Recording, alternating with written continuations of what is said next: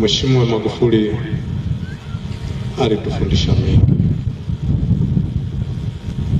wengi tunayaishi na tunaendelea kumuenzi na tunaendelea kumwombea Mwenyezi Mungu aendelee kumpa pumziko la milele mbinguni.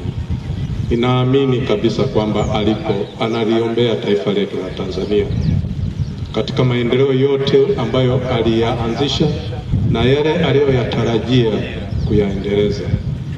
Mwenyezi Mungu aendelee kuwabariki viongozi wetu waliopo sasa, wayaendeleze hayo na waendelee kutuendeleza sisi wa Tanzania kwa ujumla, ili maendeleo tunayoyatafakari wakati wote na yale tunayoyaota wakati wote basi tuyapate kweli.